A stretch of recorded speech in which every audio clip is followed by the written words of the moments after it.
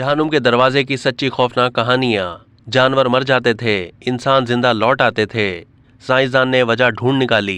मगरबी तुर्किया में वाक़ शहर पामुक्काले की खास बात वहां के सफेद पहाड़ी सिलसिले और चट्टानें हैं जो बाकी मैदानी इलाकों को अपने दामन में समोए हुए हैं। ये तुर्किया के मकबूल तरीन सयाहती मकामात में से एक है और इतना दिलकश है कि यूनेस्को की जानिब से इसे तुर्क जबान में कॉटन कैसल यानी कपास का किला खिताब दिया गया। यहाँ हर साल 25 लाख सयाह घूमने आते हैं।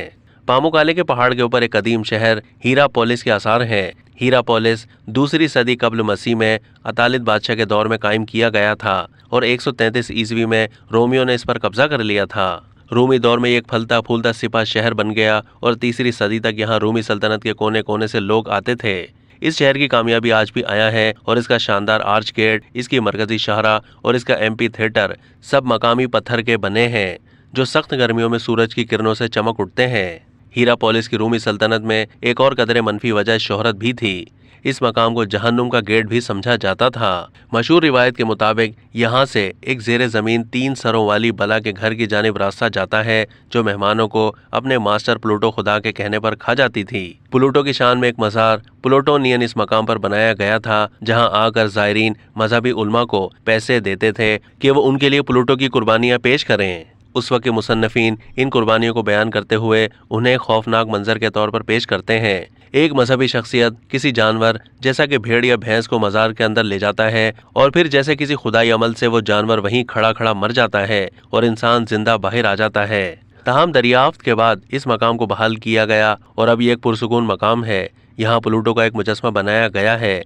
जर्मनी में यूनिवर्सिटी ऑफ डुइसबर्ग एसेन के बायोलॉजिस्ट हार्डी फांस सन 2013 में हीरापोलिस गए और उन्हें वहां तमाम खौफनाक कहानियों का जवाब फौरन मिल गया। उनका कहना था कि हमने अंदर जाने के रास्ते के करीब दर्जनों मरे हुए जानवरों के ढांचे देखे, चूहे, चुड़ियां, परिंदे और कई किस्म के कीड़े। हमें मालूम था कि इसका मतलब है कि कहानियां सच्ची हैं, लेकिन जब हमने वहां की हवा टेस्ट की तो हमें खतरनाक हद तक हवा में कार्बन डाइऑक्साइड मिली। आमतौर पर इसका हवा में तनासुब 0.8% होता है, मगर यहाँ ये 80% तक थी।